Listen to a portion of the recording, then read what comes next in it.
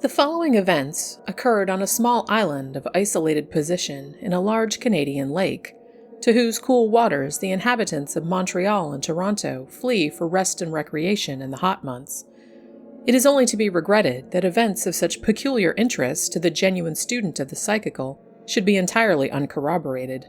Such, unfortunately, however, is the case. Our own party of nearly 20 had returned to Montreal that very day, and I was left in solitary possession for a week or two longer, in order to accomplish some important reading for the law, which I had foolishly neglected during the summer. It was late in September, and the big trout and muskellunge were stirring themselves in the depths of the lake, and beginning slowly to move up to the surface waters as the north winds and early frosts lowered their temperature. Already the maples were crimson and gold, and the wild laughter of the loons echoed in sheltered bays that never knew their strange cry in the summer. With a whole island to oneself, a 2-story cottage, a canoe, and only the chipmunks and the farmer's weekly visit with eggs and bread to disturb one, the opportunities for hard reading might be very great. It all depends. The rest of the party had gone off with many warnings to beware of Indians and not to stay late enough to be the victim of a frost that thinks nothing of 40 below zero. After they had gone, the loneliness of the situation made itself unpleasantly felt.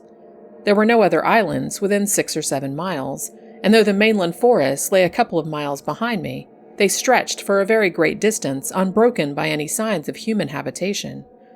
But though the island was completely deserted and silent, the rocks and trees that had echoed human laughter and voices almost every hour of the day for 2 months could not fail to retain some memories of it all, and I was not surprised to fancy I heard a shout or a cry as I passed from rock to rock, and more than once to imagine that I heard my own name called aloud.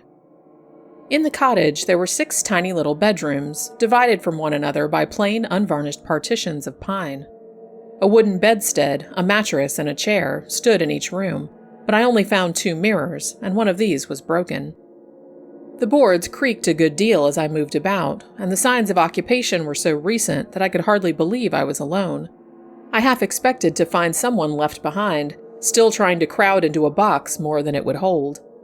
The door of one room was stiff and refused for a moment to open, and it required very little persuasion to imagine someone was holding the handle on the inside, and that when it opened I should meet a pair of human eyes. A thorough search of the floor led me to select as my own sleeping quarters a little room with a diminutive balcony over the veranda roof.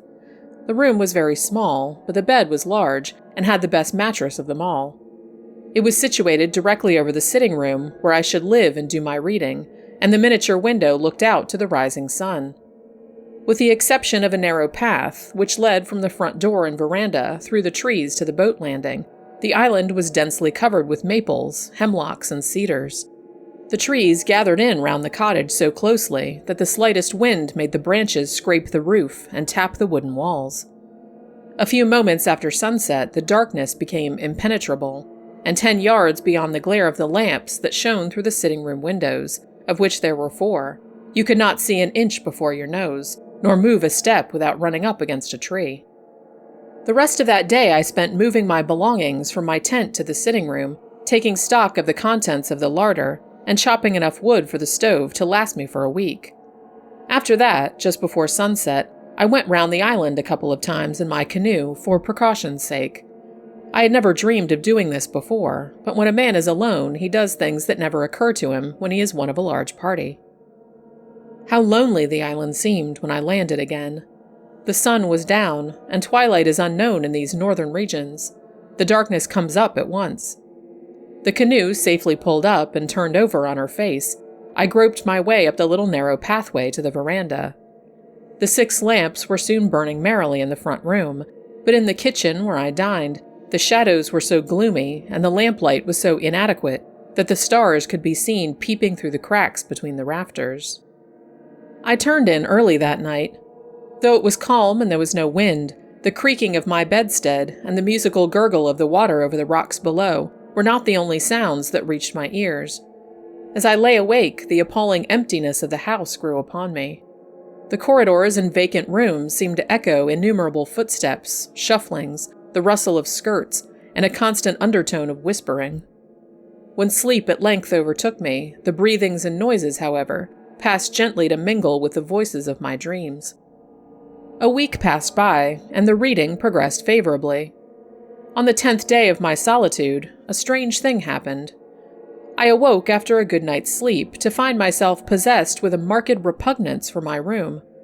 The air seemed to stifle me. The more I tried to define the cause of this dislike, the more unreasonable it appeared. There was something about the room that made me afraid. Absurd as it seems, this feeling clung to me obstinately while dressing, and more than once I caught myself shivering and conscious of an inclination to get out of the room as quickly as possible.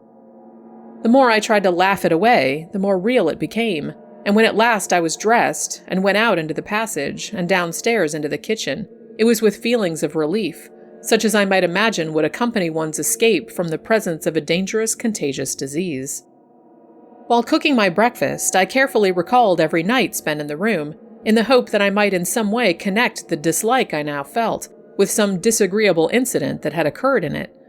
But the only thing I could recall was one stormy night when I suddenly awoke and heard the boards creaking so loudly in the corridor that I was convinced there were people in the house. So certain was I of this, that I had descended the stairs, gun in hand, only to find the doors and windows securely fastened, and the mice and black beetles in sole possession of the floor. This was certainly not sufficient to account for the strength of my feelings. The morning hours I spent in steady reading, and when I broke off in the middle of the day for lunch and a swim, I was very much surprised, if not a little alarmed, to find that my dislike for the room had, if anything, grown stronger. Going upstairs to get a book, I experienced the most marked aversion to entering the room, and while within, I was conscious all the time of an uncomfortable feeling that was half uneasiness and half apprehension. The result of it was that, instead of reading, I spent the afternoon on the water, paddling and fishing, and when I got home about sundown, brought with me half a dozen delicious black bass for the supper table and the larder. As sleep was an important matter to me at this time, I had decided that if my aversion to the room was so strongly marked on my return as it had been before, I would move my bed down into the sitting room and sleep there. This was, I argued, in no sense a concession to an absurd and fanciful fear, but simply a precaution to ensure a good night's sleep. A bad night involved the loss of the next day's reading, a loss I was not prepared to incur. I accordingly moved my bed downstairs into a corner of the sitting room facing the door, and was moreover uncommonly glad when the operation was completed, and the door of the bedroom closed finally upon the shadows, the silence, and the strange fear that shared the room with them. The croaking stroke of the kitchen clock sounded the hour of 8 as I finished washing up my few dishes, and closing the kitchen door behind me, passed into the front room. All the lamps were lit, and their reflectors, which I had polished up during the day, threw a blaze of light into the room. Outside, the night was still and warm. Not a breath of air was stirring. The waves were silent, the trees motionless, and heavy clouds hung like an oppressive curtain over the heavens. The darkness seemed to have rolled up with unusual swiftness, and not the faintest glow of color remained to show where the sun had set. There was present in the atmosphere that ominous and overwhelming silence which so often precedes the most violent storms. I sat down to my books with my brain unusually clear, and in my heart the pleasant satisfaction of knowing that 5 black bass were lying in the ice house, and that tomorrow morning the old farmer would arrive with fresh bread and eggs. I was soon absorbed in my books. As the night wore on, the silence deepened. Even the chipmunks were still, and the boards of the floors and walls ceased creaking. I read on steadily till, from the gloomy shadows of the kitchen, came the hoarse sound of the clock striking 9. How loud the strokes sounded! They were like blows of a big hammer. I closed one book and opened another, feeling that I was just warming up to my work. This, however, did not last long. I presently found that I was reading the same paragraphs over twice, simple paragraphs that did not require such effort. Then I noticed that my mind began to wander to other things, and the effort to recall my thoughts became harder with each digression. Concentration was growing momentarily more difficult. Presently I discovered that I had turned over 2 pages instead of 1, and had not noticed my mistake until I was well down the page. This was becoming serious. What was the disturbing influence? It could not be physical fatigue. On the contrary, my mind was unusually alert, and in a more receptive condition than usual. I made a new and determined effort to read, and for a short time succeeded in giving my whole attention to my subject. But in a very few moments again, I found myself leaning back in my chair, staring vacantly into space. Something was evidently at work in my subconscious. There was something I had neglected to do. Perhaps the kitchen door and windows were not fastened. I accordingly went to see, and found that they were. The fire, perhaps, needed attention. I went in to see, and found that it was all right. I looked at the lamps, went upstairs into every bedroom in turn, and then went round the house, and even into the ice house. Nothing was wrong. Everything was in its place. Yet something was wrong. The conviction grew stronger and stronger within me. When I at length settled down to my books again and tried to read, I became aware, for the first time, that the room seemed to be growing cold. Yet the day had been oppressively warm, and evening had brought no relief. The 6 big lamps, moreover, gave out heat enough to warm the room pleasantly. But a chilliness, that perhaps crept up from the lake, made itself felt in the room, and caused me to get up to close the glass door opening onto the veranda. For a brief moment I stood looking out at the shaft of light that fell from the windows and shone some little distance down the pathway, and out for a few feet into the lake. As I looked, I saw a canoe glide into the pathway of light, and immediately crossing it, pass out of sight again into the darkness. It was perhaps 100 feet from the shore, and it moved swiftly. I was surprised that a canoe should pass the island at that time of night, for all the summer visitors from the other side of the lake had gone home weeks before, and the island was a long way out of any line of water traffic. My reading from this moment did not make very good progress, for somehow the picture of that canoe, gliding so dimly and swiftly across the narrow track of light on the black waters, silhouetted itself against the background of my mind with singular vividness. It kept coming between my eyes and the printed page. The more I thought about it, the more surprised I became. It was of larger build than any I had seen during the past summer months, and was more like the old Indian war canoes, with the high curving bows and stern and wide beam. The more I tried to read, the less success attended my efforts, and finally I closed my books and went out on the veranda to walk up and down a bit and shake the chilliness out of my bones. The night was perfectly still and as dark as imaginable. I stumbled down the path to the little landing wharf, where the water made the very faintest of gurgling under the timbers. The sound of a big tree falling in the mainland forest, far across the lake, stirred echoes in the heavy air, like the first guns of a distant night attack. No other sound disturbed the stillness that reigned supreme. As I stood upon the wharf in the broad splash of light that followed me from the sitting room windows, I saw another canoe cross the pathway of uncertain light upon the water, and disappear at once into the impenetrable gloom that lay beyond. This time I saw more distinctly than before. It was like the former canoe, a big birch bark, with high-crested bows and stern and broad beam. It was paddled by 2 Indians, of whom the one in the stern, the steerer, appeared to be a very large man. I could see this very plainly, and though the second canoe was much nearer the island than the first, I judged that they were both on their way home to the government reservation, which was situated some 15 miles away upon the mainland. I was wondering in my mind what could possibly bring any Indians down to this part of the lake at such an hour of the night, when a third canoe, of precisely similar build, and also occupied by 2 Indians, passed silently round the end of the wharf. This time the canoe was very much nearer shore, and it suddenly flashed into my mind that the 3 canoes were in reality one and the same, and that only one canoe was circling the island. This was by no means a pleasant reflection, because, if it were the correct solution of the unusual appearance of the 3 canoes in this lonely part of the lake at so late an hour, the purpose of the 2 men could only reasonably be considered to be in some way connected with myself. I had never known of the Indians attempting any violence upon the settlers who shared the wild, inhospitable country with them. At the same time, it was not beyond the region of possibility to suppose. But then I did not even care to think of such hideous possibilities, and my imagination immediately sought relief in all manner of other solutions to the problem, which indeed came readily enough to my mind, but did not succeed in recommending themselves to my reason. Meanwhile, by a sort of instinct, I stepped back out of the bright light in which I had hitherto been standing, and waited in the deep shadow of a rock to see if the canoe would again make its appearance. Here I could see, without being seen, and the precaution seemed a wise one. After less than 5 minutes, the canoe, as I had anticipated, made its fourth appearance. This time it was not 20 yards from the wharf, and I saw that the Indians meant to land. I recognized the 2 men as those who had passed before, and the steerer was certainly an immense fellow. It was unquestionably the same canoe. There could no longer be any doubt that, for some purpose of their own, the men had been going round and round the island for some time, waiting for an opportunity to land. I strained my eyes to follow them in the darkness, but the night had completely swallowed them up, and not even the faintest swish of the paddles reached my ears as the Indians plied their long and powerful strokes. The canoe would be round again in a few moments, and this time it was possible that the men might land. It was well to be prepared.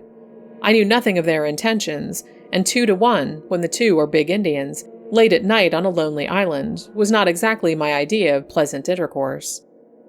In a corner of the sitting room, leaning up against the back wall, stood my Marlin rifle, with 10 cartridges in the magazine and 1 lying snugly in the greased breech. There was just time to get up to the house and take up a position of defense in that corner. Without an instant's hesitation, I ran up to the veranda, carefully picking my way among the trees, so as to avoid being seen in the light. Entering the room, I shut the door leading to the veranda, and as quickly as possible turned out every one of the 6 lamps. To be in a room so brilliantly lighted, where my every movement could be observed from outside, while I could see nothing but impenetrable darkness at every window, was by all laws of warfare an unnecessary concession to the enemy. And this enemy, if enemy it was to be, was far too wily and dangerous to be granted any such advantages. I stood in the corner of the room with my back against the wall and my hand on the cold rifle barrel. The table, covered with my books, lay between me and the door, but for the first few minutes after the lights were out, the darkness was so intense that nothing could be discerned at all. Then, very gradually, the outline of the room became visible, and the framework of the windows began to shape itself dimly before my eyes. After a few minutes, the door, its upper half of glass, and the 2 windows that looked out upon the front veranda became specially distinct, and I was glad that this was so, because if the Indians came up to the house, I should be able to see their approach and gather something of their plans. Nor was I mistaken, for there presently came to my ears the peculiar hollow sound of a canoe landing and being carefully dragged up over the rocks. The paddles I distinctly heard being placed underneath, and the silence that ensued thereupon I rightly interpreted to mean that the Indians were stealthily approaching the house.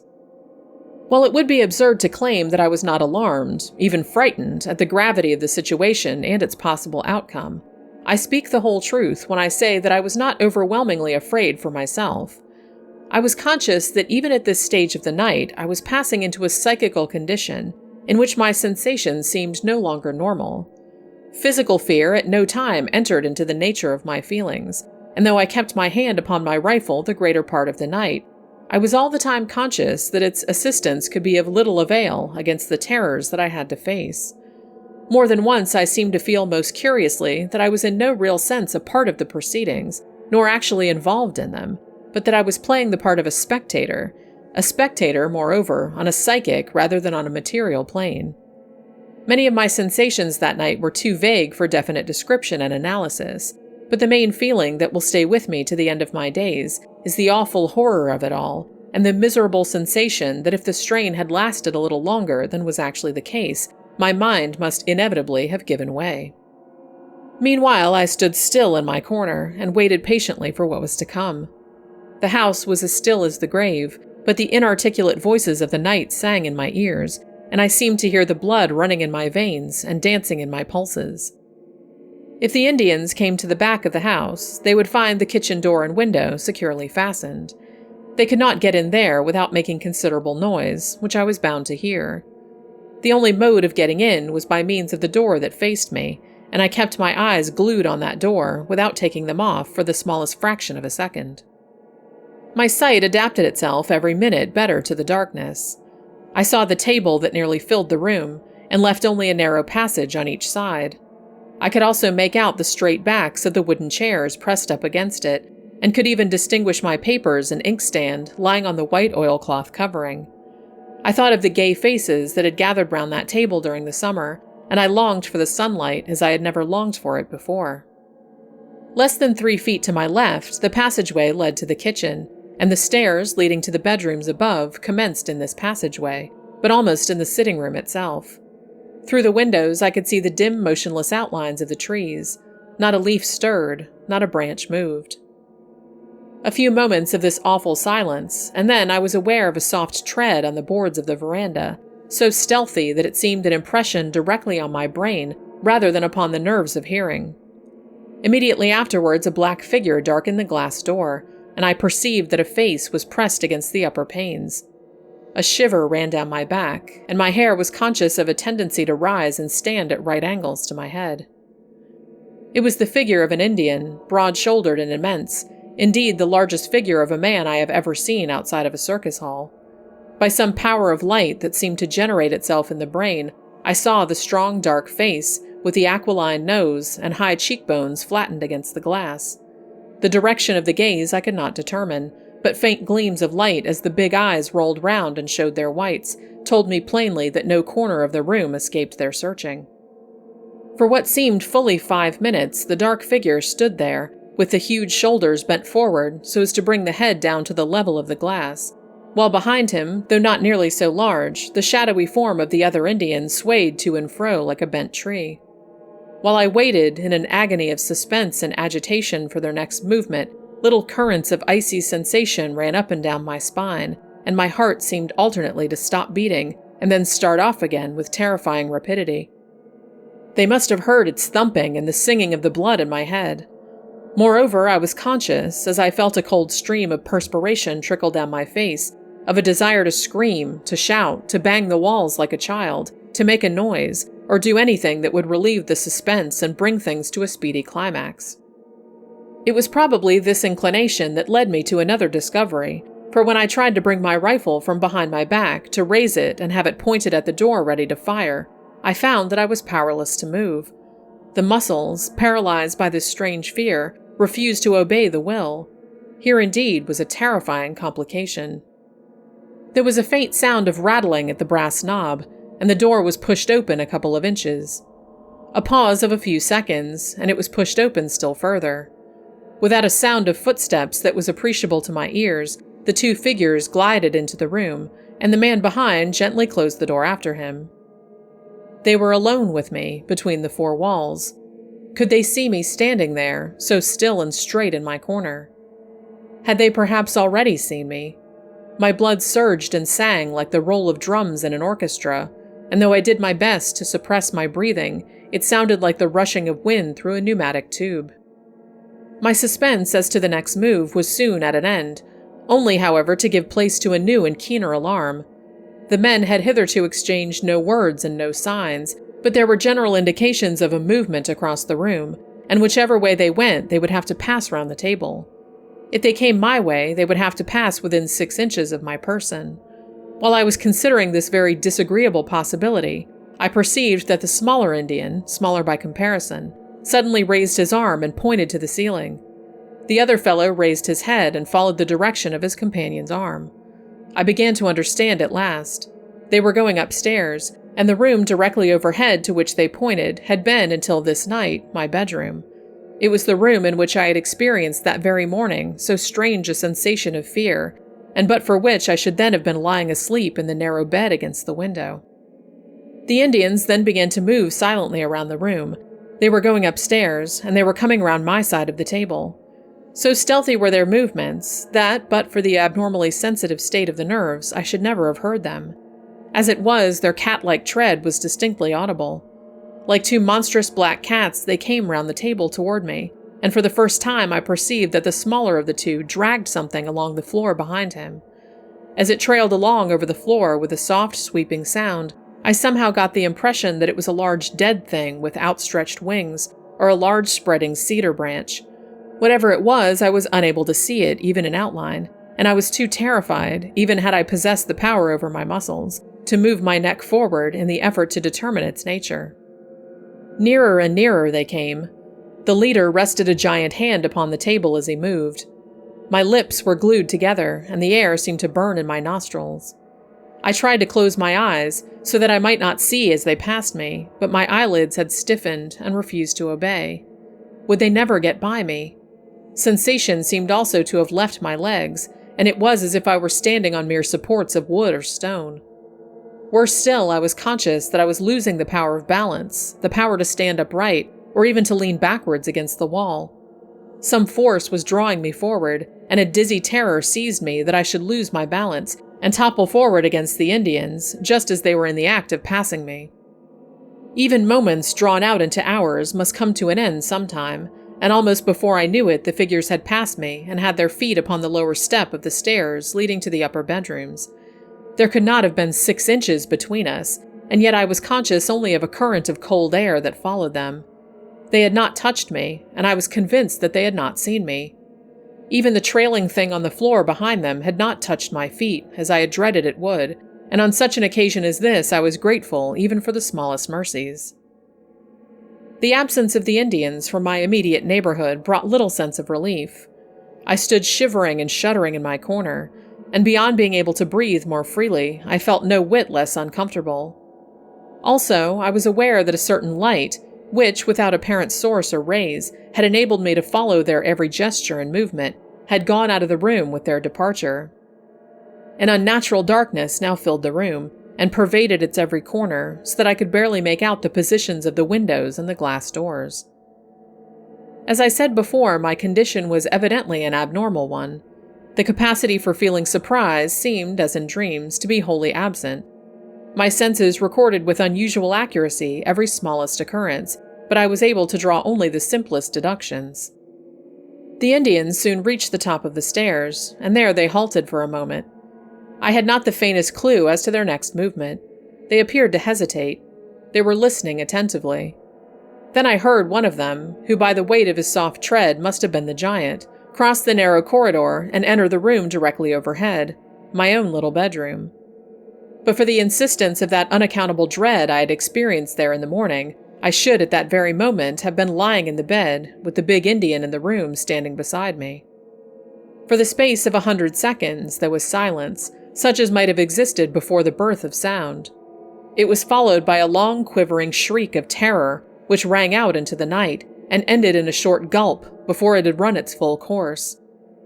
At the same moment the other Indian left his place at the head of the stairs and joined his companion in the bedroom. I heard the thing trailing behind him along the floor. A thud followed, as of something heavy falling, and then all became as still and silent as before.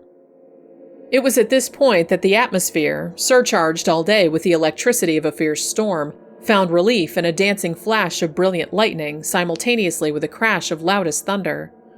For 5 seconds, every article in the room was visible to me with amazing distinctness, and through the windows I saw the tree trunks standing in solemn rows. The thunder pealed and echoed across the lake and among the distant islands, and the floodgates of heaven then opened and let out their rain in streaming torrents. The drops fell with a swift rushing sound upon the still waters of the lake, which leaped up to meet them, and pattered with the rattle of shot on the leaves of the maples and the roof of the cottage. A moment later, and another flash, even more brilliant and of longer duration than the first, lit up the sky from zenith to horizon, and bathed the room momentarily in dazzling whiteness. I could see the rain glistening on the leaves and branches outside. The wind rose suddenly, and in less than a minute the storm that had been gathering all day burst forth in its full fury. Above all the noisy voices of the elements, the slightest sounds in the room overhead made themselves heard, and in the few seconds of deep silence that followed the shriek of terror and pain, I was aware that the movements had commenced again. The men were leaving the room and approaching the top of the stairs. A short pause, and they began to descend. Behind them, tumbling from step to step, I could hear that trailing thing being dragged along. It had become ponderous. I awaited their approach with a degree of calmness, almost of apathy, which was only explicable on the ground that after a certain point nature applies her own anesthetic, and a merciful condition of numbness supervenes. On they came, step by step, nearer and nearer, with the shuffling sound of the burden behind growing louder as they approached. They were already halfway down the stairs when I was galvanized afresh into a condition of terror by the consideration of a new and horrible possibility. It was the reflection that if another vivid flash of lightning were to come when the shadowy procession was in the room, perhaps when it was actually passing in front of me, I should see everything in detail, and worse, be seen myself. I could only hold my breath and wait. wait while the minutes lengthened into hours, and the procession made its slow progress around the room. The Indians had reached the foot of the staircase. The form of the huge leader loomed in the doorway of the passage, and the burden with an ominous thud had dropped from the last step to the floor. There was a moment's pause while I saw the Indian turn and stoop to assist his companion. Then the procession moved forward again, entered the room close on my left, and began to move slowly round my side of the table. The leader was already beyond me, and his companion, dragging on the floor behind him the burden, whose confused outline I could dimly make out, was exactly in front of me, when the cavalcade came to a dead halt. At the same moment, with the strange suddenness of thunderstorms, the splash of the rain ceased altogether, and the wind died away into utter silence. For the space of 5 seconds, my heart seemed to stop beating, and then the worst came. A double flash of lightning lit up the room and its contents with merciless vividness. The huge Indian leader stood a few feet past me on my right. One leg was stretched forward in the act of taking a step. His immense shoulders were turned toward his companion, and in all their magnificent fierceness I saw the outline of his features. His gaze was directed upon the burden his companion was dragging along the floor, but his profile, with the big aquiline nose, high cheekbones, straight black hair and bold chin, burnt itself in that brief instant into my brain, never again to fade.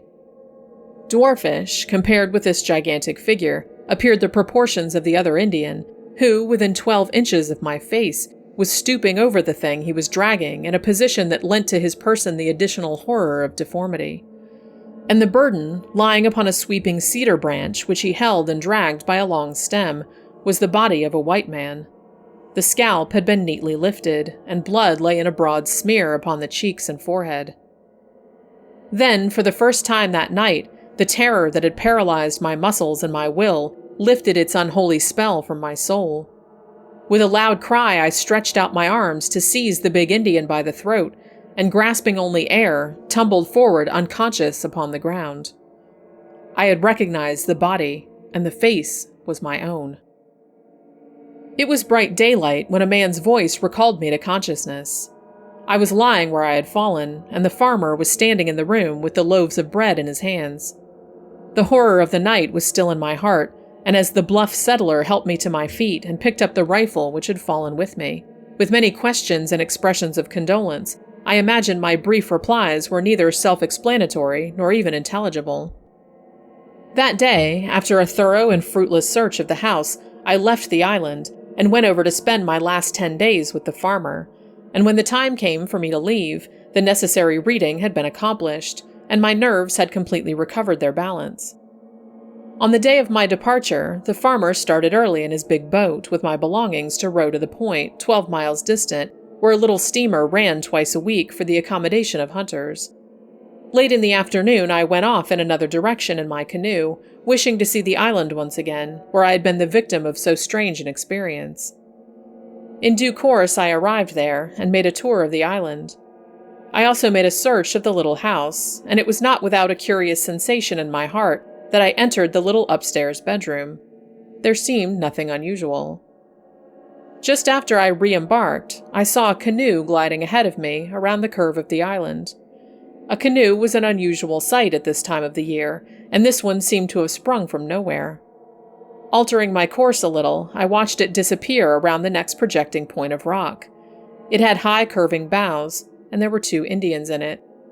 I lingered with some excitement to see if it would appear again round the other side of the island, and in less than 5 minutes it came into view. There were less than 200 yards between us, and the Indians, sitting on their haunches, were paddling swiftly in my direction. I never paddled faster in my life than I did in those next few minutes. When I turned to look again, the Indians had altered their course, and were again circling the island. The sun was sinking behind the forests on the mainland, and the crimson-colored clouds of sunset were reflected in the waters of the lake, when I looked round for the last time and saw the big bark canoe and its 2 dusky occupants still going round the island.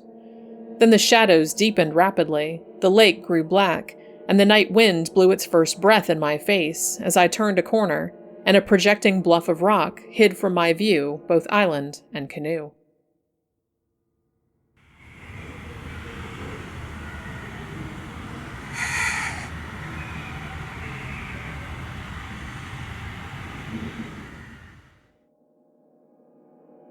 The utter loneliness of our moose camp on Skeleton Lake had impressed us from the beginning.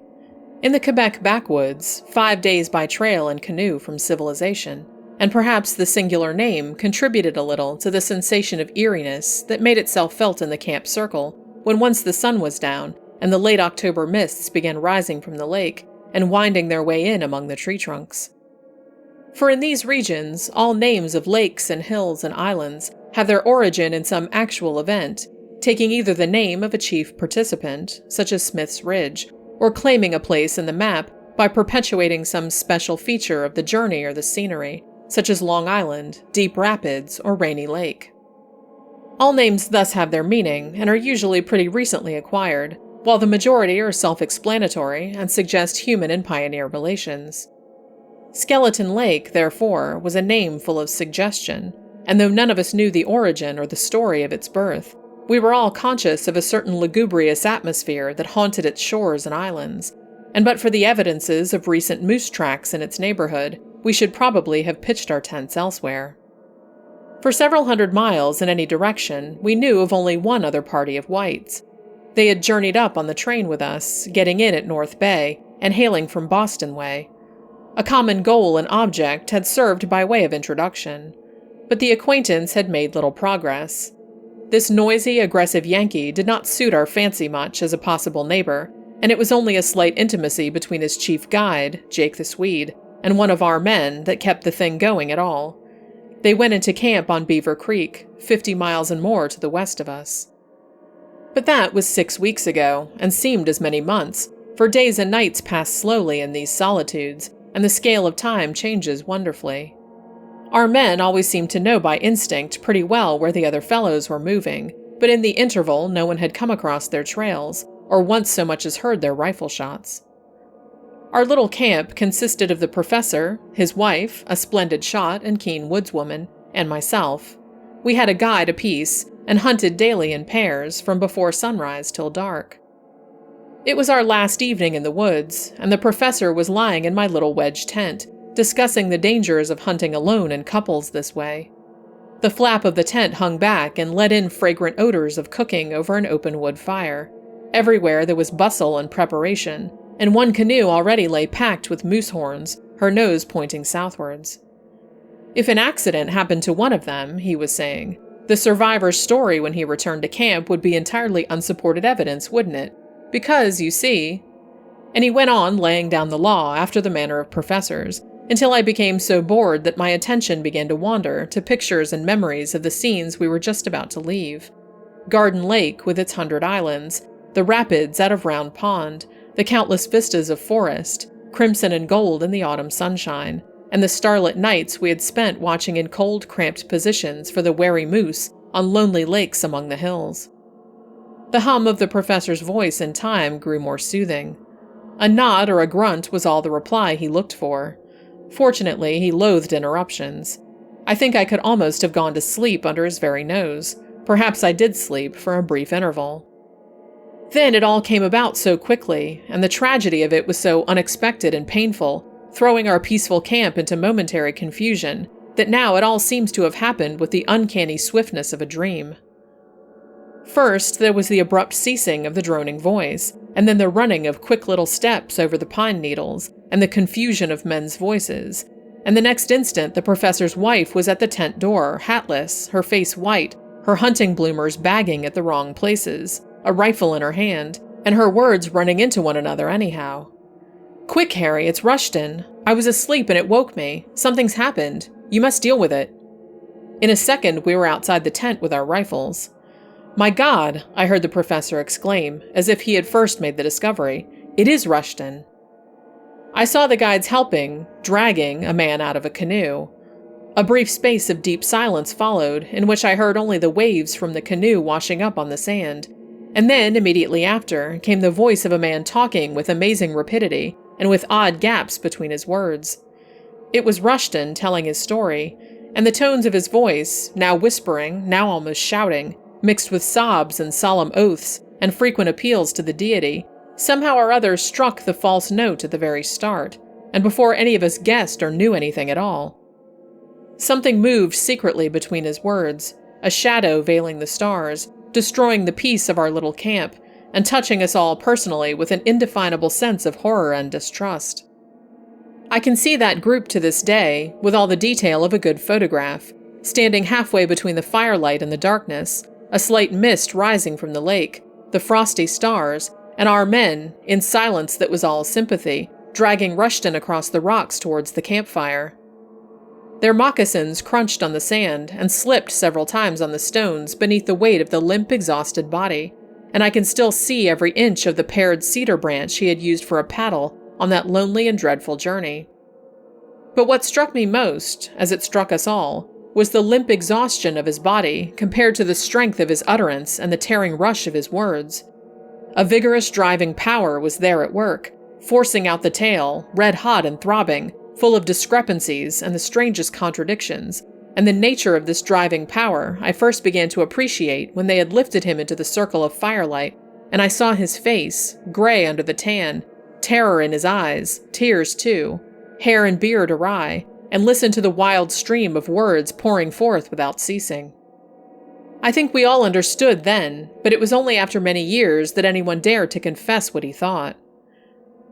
There was Matt Morris, my guide, Silver Fizz, whose real name was unknown and who bore the title of his favorite drink, and huge Hank Milligan, all ears and kind intention, and there was Justyn, pouring out his ready-made tale, with ever-shifting eyes, turning from face to face, seeking confirmation of details none had witnessed but himself, and one other. Silver Fizz was the first to recover from the shock of the thing, and to realize, with a natural sense of chivalry common to most genuine backwoodsmen, that the man was at a terrible disadvantage. At any rate, he was the first to start putting the matter to rights. "Never mind telling it just now," he said in a gruff voice, but with real gentleness. "Get a bite to eat first, and then let her go afterwards. Better have a horn of whiskey, too. It ain't all packed yet, I guess." "I couldn't eat or drink a thing," cried the other. "Good Lord, don't you see, man? I want to talk to someone first. I want to get it out of me to someone who can answer. I've had nothing but trees to talk with for 3 days, and I can't carry it alone any longer. Those cursed silent trees. I've told it to them 1,000 times. Now just see here, it was this way. When we started out from camp..." He looked fearfully about him, and we realized it was useless to stop him. The story was bound to come, and come it did. Now, the story itself was nothing out of the way. Such tales are told by the dozen around any campfire where men who have knocked about in the woods are in the circle. It was the way he told it that made our flesh creep. He was near the truth all along, but he was skimming it, and the skimming took off the cream that might have saved his soul. Of course, he smothered it in words, odd words too, melodramatic, poetic, out-of-the-way words that lie just on the edge of frenzy. Of course, too, he kept asking us each in turn, scanning our faces with those restless, frightened eyes of his, "What would you have done? What else could I do?" And, "Was that my fault?" But that was nothing, for he was no milk-and-water fellow who dealt in hints and suggestions. He told his story boldly, forcing his conclusions upon us as if we had been so many wax cylinders of a phonograph that would repeat accurately what had been told to us. And these questions I have mentioned he used to emphasize any special point that he seemed to think required such emphasis. The fact was, however, the picture of what had actually happened was so vivid still in his own mind that it reached ours by a process of telepathy which he could not control or prevent. All through his true-false words, this picture stood forth in fearful detail against the shadows behind him. He could not veil, much less obliterate it. We knew. And, I always thought, he knew that we knew. The story itself, as I have said, was sufficiently ordinary. Jake and himself, in a 9-foot canoe, had upset in the middle of a lake, and had held hands across the upturned craft for several hours, eventually cutting holes in her ribs to stick their arms through and grasp hands, lest the numbness of the cold water should overcome them. They were miles from shore, and the wind was drifting them down upon a little island. But when they got within a few 100 yards of the island, they realized to their horror that they would, after all, drift past it. It was then that the quarrel began. Jake was for leaving the canoe and swimming. Justyn believed in waiting till they actually had passed the island and were sheltered from the wind. Then they could make the island easily by swimming, canoe and all. But Jake refused to give in, and after a short struggle, Justyn admitted that there was a struggle, got free from the canoe, and disappeared without a single cry. Justyn held on and proved the correctness of his theory, and finally made the island, canoe and all, after being in the water over 5 hours. He described to us how he crawled up onto the shore and fainted at once, with his feet lying half in the water, how lost and terrified he felt upon regaining consciousness in the dark, how the canoe had drifted away, and his extraordinary luck in finding it caught again at the end of the island by a projecting cedar branch. He told us that the little axe, another bit of real luck, had caught in the thwart when the canoe turned over, and how the little bottle in his pocket holding the emergency matches was whole and dry. He made a blazing fire and searched the island from end to end, calling upon Jake in the darkness, but getting no answer. Till, finally, so many half-drowned men seemed to come crawling out of the water onto the rocks and vanish among the shadows when he came up with them, that he lost his nerve completely and returned to lie down by the fire till the daylight came. He then cut a bow to replace the lost paddles, and after one more useless search for his lost companion, he got into the canoe, fearing every moment he would upset again, and crossed over to the mainland. He knew roughly the position of our camping place, and after paddling day and night, and making many weary portages without food or covering, he reached us 2 days later. This, more or less, was the story, and we, knowing whereof he spoke, knew that every word was literally true, and at the same time went to the building up of a hideous and prodigious lie.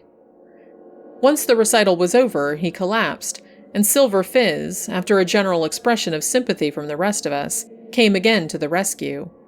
"But now, mister, you just gotta eat and drink, whether you've a mind to or no." And Matt Morris, cook that night, soon had the fried trout and bacon, and the wheat cakes and hot coffee passing around a rather silent and oppressed circle. So we ate round the fire, ravenously, as we had eaten every night for the past 6 weeks, but with this difference, that there was one among us who was more than ravenous, and he gorged. In spite of all our devices, he somehow kept himself the center of observation. When his tin mug was empty, Morris instantly passed the tea pail. When he began to mop up the bacon grease with the dough on his fork, Hank reached out for the frying pan, and the can of steaming boiled potatoes was always by his side. And there was another difference as well. He was sick, terribly sick, before the meal was over, and this sudden nausea after food was more eloquent than words of what the man had passed through on his dreadful, foodless, ghost-haunted journey of 40 miles to our camp. In the darkness, he thought he would go crazy, he said. There were voices in the trees, and figures were always lifting themselves out of the water or from behind boulders to look at him and make awful signs. Jake constantly peered at him through the underbrush, and everywhere the shadows were moving, with eyes, footsteps, and following shapes. We tried hard to talk of other things, but it was no use, for he was bursting with a rehearsal of his story, and refused to allow himself the chances we were so willing and anxious to grant him. After a good night's rest, he might have had more self-control and better judgment, and would probably have acted differently. But as it was, we found it impossible to help him. Once the pipes were lit and the dishes cleared away, it was useless to pretend any longer. The sparks from the burning logs zigzagged upwards into a sky brilliant with stars. It was all wonderfully still and peaceful, and the forest odors floated to us on the sharp autumn air. The cedar fire smelt sweet, and we could just hear the gentle wash of tiny waves along the shore. All was calm, beautiful, and remote from the world of men and passion. It was indeed a night to touch the soul, and yet, I think, none of us heeded these things. A bull moose might almost have thrust his great head over our shoulders and escaped unnoticed. The death of Jake the Swede, with its sinister setting, was the real presence that held the center of the stage and compelled attention. "You won't perhaps care to come along, mister," said Morris, by way of a beginning, "but I guess I'll go with one of the boys here and have a hunt for it." "Sure," said Hank. "Jake and I done some biggish trips together in the old days, and I'll do that much for him." "It's deep water, they tell me, around them islands," added Silver Fizz, "but we'll find it, sure enough, if it's there." They all spoke of the body as it. There was a minute or two of heavy silence, and then Justyn again burst out with his story, in almost the identical words he had used before. It was almost as if he had learned it by heart. He wholly failed to appreciate the efforts of the others to let him off.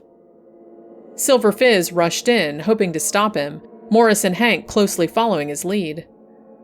"I once knew another traveling partner of his," he began quickly, Used to live down Moose Jaw Rapids way." "Is that so?" said Hank. "Kinda useful sort of fellow," chimed in Morris. All the idea the men had was to stop the tongue wagging before the discrepancies became so glaring that we should be forced to take notice of them and ask questions. But just as well try to stop an angry bull moose on the run, or prevent Beaver Creek freezing in midwinter by throwing in pebbles near the shore. Out it came. And though the discrepancy this time was insignificant, it somehow brought us all in a second face to face with the inevitable and dreaded climax. And so I tramped all over that little bit of an island, hoping he might somehow have gotten in without my knowing it, and always thinking I heard that awful last cry of his in the darkness, and then the night dropped down impenetrably, like a damn thick blanket out of the sky, and... All eyes fell away from his face. Hank poked up the logs with his boot, and Morris seized an ember in his bare fingers to light his pipe, although it was already emitting clouds of smoke. But the professor caught the ball flying. "I thought you said he sank without a cry," he remarked quietly, looking straight up into the frightened face opposite, and then riddling mercilessly the confused explanation that followed. The cumulative effect of all these forces, hitherto so rigorously repressed, now made itself felt, and the circle spontaneously broke up, everybody moving at once by a common instinct. The professor's wife left the party abruptly, with excuses about an early start next morning. She first shook hands with Rushdon, mumbling something about his comfort in the night. The question of his comfort, however, devolved by force of circumstances upon myself, and he shared my tent. Just before wrapping up in my double blankets, for the night was bitterly cold, he turned and began to explain that he had a habit of talking in his sleep, and hoped I would wake him if he disturbed me by doing so. Well, he did talk in his sleep, and it disturbed me very much indeed. The anger and violence of his words remain with me to this day, and it was clear in a minute that he was living over again some portion of the scene upon the lake. I listened, horror-struck, for a moment or two, and then understood that I was face to face with one of two alternatives. I must continue an unwilling eavesdropper, or I must waken him. The former was impossible for me, yet I shrank from the latter with the greatest repugnance, and in my dilemma I saw the only way out of the difficulty, and at once accepted it.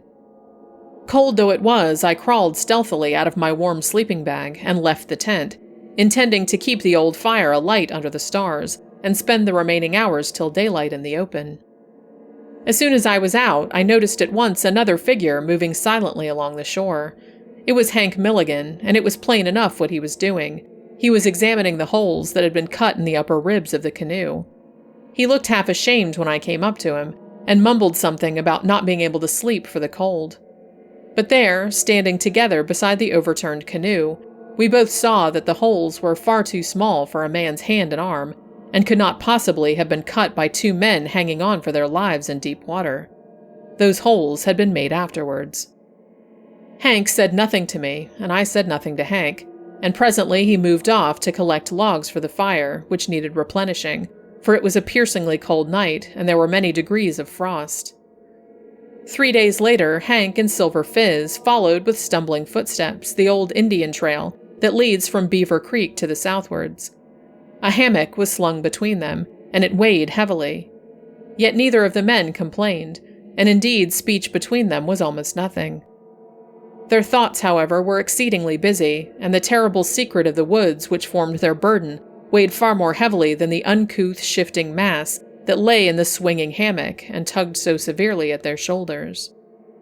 They had found it in 4 feet of water, not more than a couple of yards from the lee shore of the island, and in the back of the head was a long, terrible wound, which no man could possibly have inflicted upon himself.